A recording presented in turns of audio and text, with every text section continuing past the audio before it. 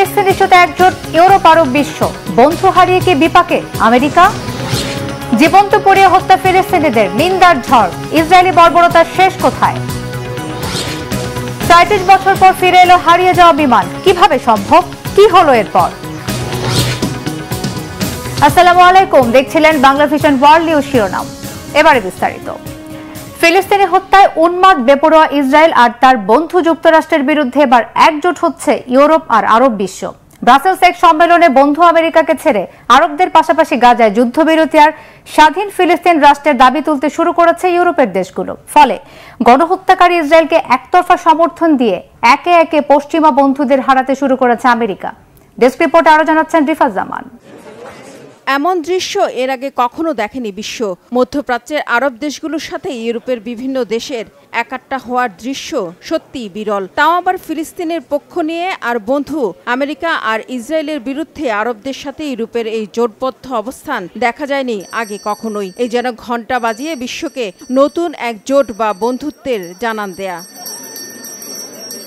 সোমবার বেলজিয়ামে ব্রাসেলসে গাজা ভূখণ্ডে ইসরায়েলের বর্বর আগ্রাসন বন্ধ করে যুদ্ধবিরতি কার্যকর ইস্যুতে বৈঠকে বসেন ইউরোপ ও মধ্যপ্রাচ্যের পররাষ্ট্রমন্ত্রীরা। বৈঠকে যোগ দিয়েছেন মিশর, কাতার, সৌদি আরব ও জর্ডান সহ মধ্যপ্রাচ্যের কয়েকটি দেশের পররাষ্ট্রমন্ত্রীরা। আর ইউরোপের দেশগুলোর মধ্যে ছিল জার্মানি, গ্রিস, জর্জিয়া, রোমানিয়া ও ক্রোয়েশিয়া সহ কয়েকটি দেশের পররাষ্ট্রমন্ত্রীরা। আরও ছিলেন আরব লীগের মহাসচিব আহমেদ আবুল ঘেইত। বৈঠকের সিদ্ধান্ত সম্পর্কে বিস্তারিত কিছু না জানা গেলেও তাদের এই একজোট স্বাধীন ফিলিস্তিন রাষ্ট্র প্রতিষ্ঠার ক্ষেত্রে একটি বড় মাইলফলক হিসেবে উল্লেখ করেছেন বিশ্লেষকরা। এরই মধ্যে ফিলিস্তিনকে স্বাধীন রাষ্ট্রের স্বীকৃতি দেওয়ার ঘোষণা দিয়ে রেখেছে আয়ারল্যান্ড, নরওয়ে ও স্পেন। ফলে ইউরোপ আরব বন্ধুত্ব চিন্তায় ফেলে দিয়েছে যুক্তরাষ্ট্র ও ইসরায়েলকে। ধীরে ধীরে পশ্চিমা বন্ধু হারিয়ে যেমন বিপাকে যুক্তরাষ্ট্র, তেমনি গোটা বিশ্বে কোণঠাসা হয়ে পড়েছে হত্যাকারী ইসরায়েলও। এমন পরিস্থিতিতে রবিবার ব্রাসেলসে এক সংবাদ সম্মেলনে স্বাধীন ফিলিস্তিন রাষ্ট্র ছাড়া ইসরায়েলের অস্তিত্ব থাকতে পারে না বলে হুঁশিয়ার করে দিয়েছেন সৌদি পররাষ্ট্রমন্ত্রী ফয়সাল বিন ফারহান। বলেন, ফিলিস্তিন রাষ্ট্র না থাকলে ইসরায়েলেরও অস্তিত্ব থাকতে পারে না। ফিলিস্তিন রাষ্ট্রের সম্ভাবনা যে কোনো মূল্যে বাঁচিয়ে রাখতে হবে বলে সতর্ক করে দেন তিনি। আমাদের অবিলম্বে যুদ্ধবিরতি দরকার। আমি মনে করি বিশ্বের প্রায় সবাই একমত যে জিম্মি মুক্তি সহ অবিলম্বে যুদ্ধবিরতি জরুরি। গাজার মানবিক পরিস্থিতির দ্রুত অবনতি ঘটছে, যা সম্পূর্ণরূপে অগ্রহণযোগ্য। আন্তর্জাতিক সম্প্রদায় মনে করছে মধ্যপ্রাচ্যে নিরাপত্তা নিশ্চিত করার একমাত্র উপায় ফিলিস্তিনি জনগণের অধিকার নিশ্চিত করা, স্বাধীন ফিলিস্তিন রাষ্ট্র প্রতিষ্ঠা। আর এই সমাধানটিকে বাঁচিয়ে রাখার জন্য আমাদের যা যা করা দরকার সব করতে হবে। That said, we focused on in this meeting and the follow-up to the meeting in Riyadh as has been. একই মত দেন ইউরোপীয় ইউনিয়নের পররাষ্ট্র নীতি বিষয়ক প্রধান Joseph বোরেলো। The two-state solution is not a painful concession than Israel is doing. দুই রাষ্ট্রের সমাধান ইসরায়েলের জন্য কঠিন কিছু নয়, কিন্তু এখন ইসরায়েল যা করছে তাতে তার নিরাপত্তা নিশ্চিত হবে না। স্বাধীন ফিলিস্তিন রাষ্ট্র প্রতিষ্ঠাই হবে ইসরায়েলের নিরাপত্তা ও সমৃদ্ধির একমাত্র দীর্ঘমেয়াদী guarantee. I know that the current Israeli government is not convinced of that. বিশ্লেষকরা বলছেন, ইসরায়েলিদের আত্মরক্ষার অধিকার রয়েছে এই অজুহাত দিয়ে দশকের পর দশক ফিলিস্তিনি নিধনে যুক্তরাষ্ট্রের একপেশে সমর্থন আমেরিকা আর তার বন্ধু ইসরায়েলকে গোটা বিশ্বে একেবারে একঘরে করে দিয়েছে। রিফাত জামান, বাংলা ভিশন নিউজ ডেস্ক। আচরণে হিংস্র পশুকেও হার মানানো বর্বরতার শেষ কোথায়? সামরিক আগ্রাসনের জবাবে তেল আবিবে ফিলিস্তিনের স্বাধীনতাকামী হামাসের রকেট হামলার পর গাজায় নৃশংসতার তীব্রতা বাড়িয়েছে দখলদার ইসরায়েলি বাহিনী। পুড়িয়ে মারা হয়েছে যুদ্ধক্ষেত্র থেকে দূরে সরে যাওয়া ফিলিস্তিনিদের।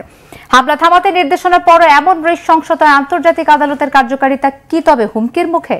বিস্তারিত মেহরাব হোসেন খানের ডেস্ক রিপোর্টে। বোমা আর গুলি থেকে নিজে বাঁচতে, শিশুদের বাঁচাতে কিছুটা নিরাপদ ভেবে ঠাঁই নিয়েছিলেন যে আশ্রয়কেন্দ্রে, সেখানেও নৃশংসতার নয়া নজির স্থাপন করল দখলদার ইসরায়েলি বাহিনী। আগুনে পুড়িয়ে হত্যা করা হয়েছে নারী, শিশুসহ নিরস্ত্র ফিলিস্তিনিদের। রাফার ওই আশ্রয়কেন্দ্রে দগ্ধদের আর্তনাদ আর বেঁচে থাকাদের আহাজারিতে ভারী হয়ে ওঠে পরিবেশ। আচমকা মিসাইল হামলার শব্দ। দৌড়ে গিয়ে দেখি ধোঁয়ায় কিছু দেখা যাচ্ছে না। বাসার ভেতরে কাউকে পাইনি। দেয়ালের অন্য পাশে এক মেয়ে আর এক যুবকের ছিন্ন ভিন্ন শরীর দেখেছি। হামলা হয়েছে তাল আস সুলতান শরণার্থী শিবির সহ জাবালিয়া, নুসাইরিয়াত ও গাজা সিটির বেসামরিক অবস্থানে 24 ঘন্টায় হত্যা করা হয় অন্তত 160 জনকে। গত কয়েক সপ্তাহে একদিনে সর্বোচ্চ সংখ্যক ফিলিস্তিনিকে হত্যার ঘটনা এটি।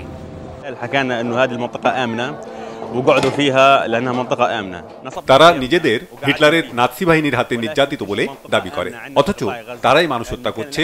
তারা সেই মানুষ যারা শিশু ও নারীদের পুড়িয়ে মারছে। শারীরিক প্রতিবন্ধী শিশু সহ এক নারীকে নিজের বাড়ির দরজায় হত্যা করা হয়েছে। ভুক্তভোগী দাবি করলেও ইহুদিরা তা নয়। বিশ্বের ভোগান্তির প্রধান কারণেই তারা। রাফায় হামলার আগে ইসরায়েলের তেল আবিব লক্ষ্য করে রকেট ছুঁড়েছে হামাস, যদিও বড় ধরনের কোনো ক্ষয়ক্ষতি হয়নি এতে। আর রাফায় নৃশংসতার সাফাই দিতে বরাবরের মতো মুখস্থ অজুহাতের ফিলিস্তিনি হাজির ইসরায়েলের সেনা সদর। বলা হয়েছে, যুদ্ধকালীন আন্তর্জাতিক নিয়মনীতি লঙ্ঘন করেনি সেনারা। দখলদারদের দাবি, প্রযুক্তির সহায়তায় নিখুঁত লক্ষ্যবস্তুতে হামলা চালানোয় নিহত হয়েছে হামাসের শীর্ষ নেতা খালিদ ও ইয়াসিন রাবিয়া। রাফায় অবিলম্বে হামলা বন্ধের জন্য গত শুক্রবার আন্তর্জাতিক বিচার আদালত আইসিজে নির্দেশ দিলেও তা আমলে না নেয়ায় ইসরায়েলের বিরুদ্ধে মুখ খুলতে শুরু করেছেন বিশ্ব নেতারা। সামাজিক মাধ্যমে স্ট্যাটাস দিয়ে একে মানবতার দানবীয় ব্যর্থতা বলেছেন যুক্তরাজ্যের লেবার পার্টির সাবেক শীর্ষ নেতা জেরেমি করবিন। আলোচনা হয়েছে ইউরোপীয় ইউনিয়নের পররাষ্ট্রমন্ত্রীদের বৈঠকেও।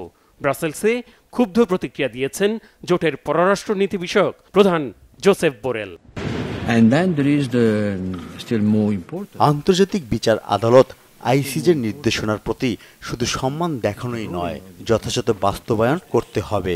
দুঃখজনকভাবে দেখা গেল, এই নির্দেশনার পরও ইসরায়েল সেনা অভিযান চালু রেখেছে, যা থামাতে বলা হয়েছিল। হামাসও ইসরায়েলের দিকে রকেট ছুটছে। তারা কেউই আদালতের নির্দেশনা মানছে না। আন্তর্জাতিক আদালতের নির্দেশনা মানতে কিভাবে বাধ্য করা যাবে বা কার্যকর করা যাবে তা নিয়ে আসলেও দ্বিধাদ্বন্দ্বে পড়েছে বিশ্ব সম্প্রদায়।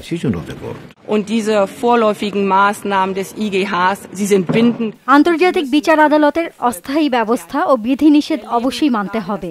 বর্তমানে আমরা এর বিপরীত চিত্র দেখতে পাচ্ছি। তেল আবিব লক্ষ্য করে আরও রকেট ছুঁড়েছে হামাস। অন্যদিকে তাঁবুতে আশ্রয় নেওয়া শরণার্থীর সংখ্যা বাড়তে থাকলে কোনো জিম্মি মুক্ত হবে না, ইসরায়েলের নিরাপত্তাও নিশ্চিত হবে না। ইসরায়েল সহ সব পক্ষকেই আন্তর্জাতিক রীতিনীতি, আন্তর্জাতিক মানবাধিকার আইন মেনে চলতে হবে। There can be no military solution to this conflict.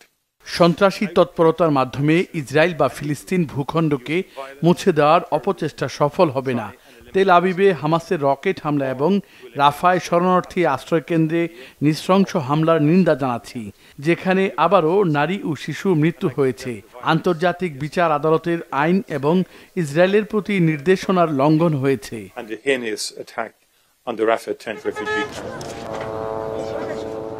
এমন পরিস্থিতিতে ইসরায়েলের তীব্র নিন্দা আর জোর কূটনৈতিক তৎপরতার পরও 28 মে ফিলিস্তিন ভূখণ্ডের স্বাধীনতায় সমর্থনের আনুষ্ঠানিক স্বীকৃতি দিতে অনড় অবস্থানের বার্তা দিয়েছে নরওয়ে, নেদারল্যান্ডস ও Spain. Mehrab Hussain Khan, Bangla vision news desk.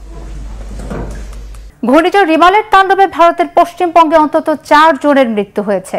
রবিবার রাতভর বৃষ্টিতে বিপর্যস্ত কলকাতা। বিদ্যুতের তার ছিঁড়ে, খুঁটি ও গাছ উপড়েও বিপর্যয় দেখা দিয়েছে বিভিন্ন জায়গায়। কলকাতা সহ রাজ্যের বিভিন্ন এলাকায় অব্যাহত রয়েছে বৃষ্টিপাত। বিস্তারিত শহীদ আরাফাতের ডেস্ক রিপোর্টে। রবিবার রাতেই পশ্চিমবঙ্গের উপকূলীয় অঞ্চলে ঘন্টায় 135 কিলোমিটার বেগে আছড়ে পড়ে ঘূর্ণিঝড় রিমাল। এর প্রভাবে রাত 10টার পর থেকে ঝড়ের বেগ বাড়ে কলকাতায়। রাত গভীর হতেই বাড়ে বৃষ্টি ও দমকা হাওয়া। শক্তিশালী এই ঘূর্ণিঝড় পশ্চিমবঙ্গে রাতভর তাণ্ডব চালায়। রিমালের প্রভাবে কলকাতার রাস্তাঘাট রাত থেকে জলমগ্ন। সকালেও বৃষ্টি অব্যাহত থাকায় নিচু এলাকাগুলো ভয়াবহ বন্যার কবলে পড়েছে। রিমালের সবচেয়ে বেশি প্রভাব পড়েছে দক্ষিণ 24 পরগনা ও পূর্ব মেদিনীপুর। ঝড়ের তাণ্ডবে বহু গাছ উপড়ে গেছে, উপড়ে পড়েছে বিদ্যুতের খুঁটি, ফলে অনেক জায়গায় দেখা দিয়েছে বিদ্যুৎ সংকট। অবশ্য ঘূর্ণিঝড় আঘাত হানার আগেই পশ্চিমবঙ্গের ঝুঁকিপূর্ণ এলাকা থেকে 1 লাখের বেশি মানুষকে সরিয়ে নেওয়া হয়। গতকাল জলের স্তর অনেক বেড়েছে এবং বাতাস খুব শক্তিশালী ছিল। ভারী বর্ষণ ও প্রবল বাতাসের কারণে আবহাওয়া সত্যি খারাপ হয়ে গেছে। বাতাস आ रहा था, पानी तो थोड़ा अभी भी समुद्र। রবিবার দুপুর থেকে এখন পর্যন্ত কলকাতা শহরের শতাধিক আন্তর্জাতিক ও অভ্যন্তরীণ ফ্লাইট বাতিল করা হয়েছে। 27 ও 28 মে এখানকার শিক্ষা প্রতিষ্ঠান বন্ধ রেখেছে কর্তৃপক্ষ। স্থানীয় আবহাওয়া অফিস জানিয়েছে মঙ্গলবার পরিস্থিতি অনেকটাই স্বাভাবিক হয়ে যাবে। Shahid Arafat, Bangla vision, news desk. এদিকে যুক্তরাষ্ট্রের ওকলাহোমা, টেক্সাস, আরকানসাস ও কেন্টাকি অঙ্গরাজ্যে ভয়াবহ টর্নেডো ঝড়ের তাণ্ডবে প্রাণ হারিয়েছে অন্তত 18 জন। ঝড়ের আঘাতে বিদ্যুৎ বিচ্ছিন্ন হয়ে পড়েছে 5 লাখেরও বেশি বাসিন্দা।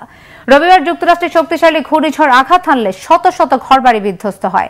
এর মধ্যে শুধু টেক্সাসে বিধ্বস্ত হয়েছে 2 শতাধিক বাড়ি। ঝড়ের কারণে টেক্সাসে 7, আরকানসাসে 8, ওকলাহোমায় 2 এবং কেন্টাকিতে 1 জন প্রাণ হারিয়েছে। আহত হয়েছে আরও অনেকেই। ঝড়ের আঘাতে উপড়ে গেছে বৈদ্যুতিক খুঁটি ও গাছপালা। ভারী বৃষ্টিপাতে বজ্রপাতে বাস্তুচ্যুত হয়েছে প্রায় 1.5 লাখ অধিবাসী। বিদ্যুৎ বিচ্ছিন্ন হয়ে পড়েছে 5 লাখেরও বেশি বাসিন্দা। ধ্বংসস্তূপ সরাতে ও আহতদের উদ্ধার করতে কাজ শুরু করেছে জরুরি বিভাগের সদস্যরা। দুর্যোগকালীন সতর্কতার আওতায় রয়েছে দেশটির শতাধিক কাউন্টি। একটি বিমান চলেছিল টানা 37 বছর। 1955 সালে নিউ ইয়র্ক থেকে যাত্রা শুরু করে 1992 সালে অবতরণ করে ভেনেজুয়েলাতে। এমন ঘটনা ঘটা কি আদৌ সম্ভব? অনেকে সত্য বলে বিশ্বাস করেন এই ঘটনা, অনেকের কাছে আবার কল্পকাহিনী। রহস্যময় এই বিমানটি নিয়ে আরো জানাচ্ছেন ইমরান মাহমুদ। বিমানটি উড়েছিল 1955 সালে আর ল্যান্ড করে 1992 সালে। প্রায় 37 বছর ধরে উড়ছিল বিমানটি। কি করে সম্ভব এমন ঘটনা? 2 জুলাই 1955 যুক্তরাষ্ট্রের নিউ ইয়র্ক থেকে প্যান আমেরিকান ফ্লাইট 914 57 জন যাত্রী ও 6 জন ক্রু মেম্বার নিয়ে মায়ামির উদ্দেশ্যে যাত্রা শুরু করে। রৌদ্রোজ্জ্বল সুন্দর আবহাওয়া ছিল সেদিন। 3 ঘন্টা পর গন্তব্যে পৌঁছানোর কথা ছিল বিমানটি, কিন্তু কাঙ্ক্ষিত সময় পার হয়ে যাওয়ার পরও কোনো হদিস পাওয়া যায় না বিমানটির। মায়ামি কন্ট্রোল টাওয়ারের রাডার থেকে যেন একেবারে উধাও হয়ে গেল বিমানটি। শুরু হয় চিরুনি অভিযান। স্থলভাগ কিংবা সমুদ্র, কোথাও খুঁজে পাওয়া গেল না সেই বিমান। একেবারে যেন হাওয়ায় মিলিয়ে গেল ফ্লাইট 914। বেশ কিছুদিন উদ্ধার অভিযান চালানোর পর অবশেষে আনুষ্ঠানিকভাবে জানানো হয় যে বিমানটি বিধ্বস্ত হয়েছে ও এর সব যাত্রী মারা গেছেন, যদিও এর কোনো ধ্বংসাবশেষ খুঁজে পাওয়া যায়নি। 37 বছর পর 21 মে 1992 ভেনেজুয়েলার কারাকাস বিমানবন্দরে কন্ট্রোল টাওয়ার রাডারে ধরা পড়ল এক অপরিচিত বিমানের অস্তিত্ব। বিমানের পাইলট কন্ট্রোল টাওয়ারের রেডিওর মাধ্যমে ল্যান্ড করার অনুমতি চাইল। বলল এটা ফ্লাইট 914। বিমানটিকে অবতরণের অনুমতি দেওয়া হলো। বিমানটি যখন প্রায় রানওয়ের কাছাকাছি, তখন কন্ট্রোল টাওয়ারে থাকা কর্মকর্তাদের মনে হলো এই বিমানের মডেল তো অনেক পুরনো। মাথা চুলকে তারা আবার পাইলটদের সাথে যোগাযোগ করল এবং আরও বিস্তারিত জানতে চাইল। পাইলট বললেন বিমানটি প্যান আমেরিকান ফ্লাইট 914। বিমানে 6 জন ক্রু ও 57 জন যাত্রী রয়েছে। 2 জুলাই 1955-তে নিউ ইয়র্ক থেকে মায়ামির উদ্দেশ্যে ছেড়ে আসে বিমানটি। কন্ট্রোল টাওয়ারে কর্মকর্তারা যেন আকাশ থেকে পড়লেন।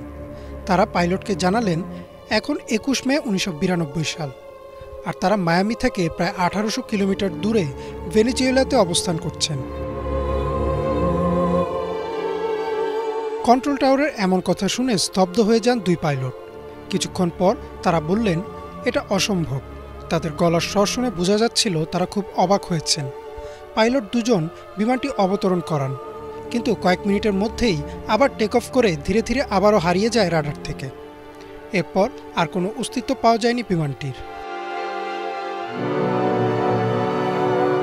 এই ঘটনাটি এভিয়েশন ইন্ডাস্ট্রির সবচেয়ে আকর্ষণীয় লোকগল্প। ঘটনাটি বছরের পর বছর লোকমুখে প্রচলিত রয়েছে, কিন্তু এমন কোনো ঘটনার আনুষ্ঠানিক রেকর্ড পাওয়া যায়নি। এমনকি 1955 সালে হারিয়ে যাওয়া কোনো বিমানের কথাও প্যান আমেরিকা বা যুক্তরাষ্ট্রের সরকারি কোনো রেকর্ডে নেই। আবার 1992 সালে কারাকাস বিমানবন্দরে এমন কোনো ঘটনার কোনো রেকর্ড নেই। তবে লোকমুখে এবং ইন্টারনেটের কল্যাণে এখনও প্রচলিত আছে এই গল্পটি। ইমরান মাহমুদ, বাংলা ভিশন। খরচ বাঁচিয়ে কম সময়ে উৎপাদন বাড়াতে কারখানায় হিউম্যানয়েড বা মানবিক রোবটের সংখ্যা দিন দিন বাড়ছে। ফলে রোবট তৈরি সরঞ্জাম শিল্পের দ্রুতই প্রসার ঘটছে। বাড়ছে হার্ডওয়্যার এবং সফটওয়্যার উভয়েরই চাহিদা। একটি হিউম্যানয়েড রোবট তৈরিতে 3 মাস সময় লাগলেও তা 1 মাস সময়ের মধ্যে সম্পন্ন করতে কাজ করছে গবেষকরা। বিস্তারিত শুভ ইসলামের রিপোর্টে। সাম্প্রতিক সময়ে খরচ কমিয়ে উৎপাদন বাড়াতে কারখানা সহ গবেষণায় হিউম্যানয়েড রোবট বা মানবিক রোবট তৈরিতে ব্যবহৃত কাঁচামাল শিল্পের দ্রুত প্রসার ঘটছে। একটি হিউম্যানয়েড রোবট তৈরিতে হার্ডওয়্যার এবং সফটওয়্যার উভয়ের প্রয়োগ করা হয়। সাধারণত সফটওয়্যারে বিভিন্ন আর্টিফিশিয়াল ইন্টেলিজেন্স বা এআই এবং হার্ডওয়্যারে কন্ট্রোল এবং সেন্সরের মতো উপাদান ব্যবহার করা হয়। একটি হিউম্যানয়েড রোবট তৈরিতে এখন 3 মাস সময়ের প্রয়োজন। প্রতি 3 মাসে একটি করে হিউম্যানয়েড রোবট বা মানবিক রোবট তৈরি করা হয়। আমরা এই সময়কে কমিয়ে 1 মাসে নিয়ে আসতে কাজ করছি। হার্ডওয়্যার শিল্পে সাপ্লাই চেইনে বিশেষত চীনের সুনাম রয়েছে। আমরা যদি উদ্ভাবন করতে চাই তাহলে সাপ্লাই চেইনে বিভিন্ন অংশীদারদেরও যুক্ত করতে পারি। পার্ল রিভার ডেল্টা কিংবা ইংরেজি রিভার ডেল্টা যেখানে হোক আমরা প্রতি আধা ঘন্টায় একটি উদ্ভাবনী প্রতিষ্ঠান খুঁজে পেতে পারি। একটি হিউম্যানয়েড রোবট তৈরিতে শত শত কোম্পানির প্রচেষ্টা জড়িত। গত বছর থেকে এই বিকাশমান শিল্পে অনেক প্রতিষ্ঠান বিনিয়োগের পরিকল্পনা করছে। শুভ ইসলাম, বাংলাভিশন নিউজ ডেস্ক। এই ছিল আজকের মতো, সাথে থাকার জন্য ধন্যবাদ।